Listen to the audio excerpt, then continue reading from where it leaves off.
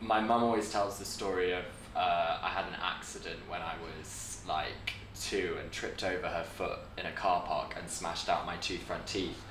And I was on all these anesthetics in the hospital, and when I was like awake from them, I was like frantically drawing these scribbles and then telling my mum that these are fashion designs, this is fashion. I'm Maximilian Raynor, I'm a fashion designer based in London.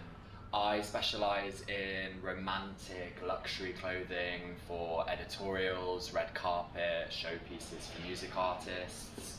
I've dressed people like Ellie Goulding, Shy Girl, Roisin Murphy.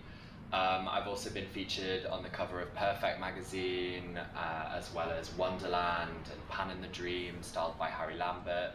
Because I was so obsessed so young with fashion, I started writing to all my idols at like age 10. And at that time, we had been set a project at school to research somebody from Derbyshire, my home county, and I discovered that Vivienne Westwood had been born in Glossop in Derbyshire. So I did this whole project on her and became more and more obsessed with her work, and then thought, well, I'm going to write her a letter. And so I wrote her this letter sending her my designs, and didn't put my address on the letter.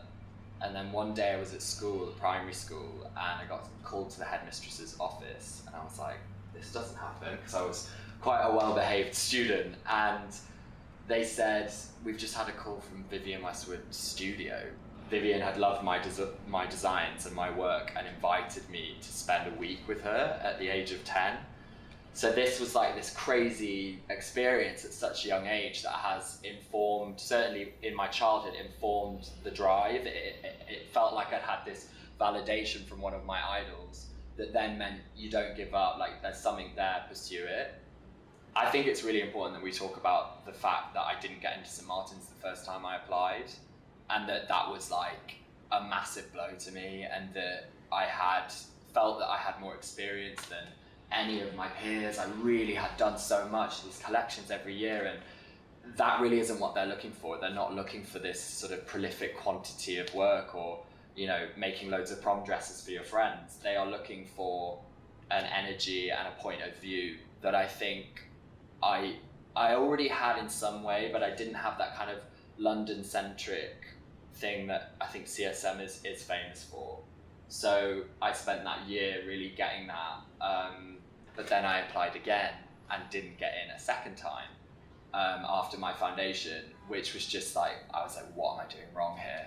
So then I went to Kingston for a year, which was amazing, and I really enjoyed it and met some amazing people there. But if you have a dream as big as my dream to go to Central St Martin's was, you don't give up. And so I applied a third time, and this time just went so much better than the others, and I got in, and I'm glad I did have those 2 years to kind of figure myself out, because I think the work that I then went on to do was at a higher level. I had more confidence in myself, and I think I was, because of that breathing space, able to really excel and hit the ground running with St Martin's. Whereas had I got in the first 2 times, I think it wouldn't have gone the same way. And even like foundation and Kingston and first year CSM, like all of that was like, you know, there was no question in my head. And actually, the closer you get to those goals, the more success that I've had, the scarier it becomes and the more that you adjust. And also part of that is just maturing and growing comfortable with, I don't have to be the next McQueen, but I can find my own way of still being in control of what I do and still having creative direction over my vision. And I think that's really what I knew I wanted. I think if you want to have your work in magazines and you want to dress people and you want to build up a bit of a persona as a designer or a clientele or just people that love what you do, most importantly, then don't be afraid of sharing it and putting it out there. I see some of my friends being maybe too protective of their work, and I understand that there's a lot of plagiarism out there, and also many artists don't feel that it's worthy of putting out yet. They're just working on it. But I don't believe that all the things we put out have to be like perfect or exactly what we think we want to be seen as. I think life is a constant process, and I'm constantly evolving, and I'm not concerned about putting a dress out 3 months ago that defines me, because I'll put something else out that will define me in a different way during that period of time. It's not that you want followers because you want followers. You want followers because that translates as people that are looking at what you're doing and maybe passing that on, and it does get you opportunities. From a young designer's perspective within fashion, I think it's really hard to carry on lending pieces and to be part of projects when so often you're not credited. And it's such a wide trend in the industry that, you know, you'll be the only person not tagged on an image where the whole image is your gown or your dress. And that just absolutely fascinates me, particularly when most people lend completely for free, have gained nothing from it financially, in exchange for supposed exposure, which usually doesn't really translate to opportunity being passed back to you, at least not in the short term. It's important to say that it's not impossible to build a profile or to build a network of people that love what you do. I think sometimes it looks to be very scary and impossible, but from my experience, if you put work out there with enough integrity and with a vision and a point of view and a creative style that's completely your own, people will relate to that and they'll find it. And it's not that you've, you know, had to force it or scroll for hours to find these people and send them DMs. Quite often that they find you.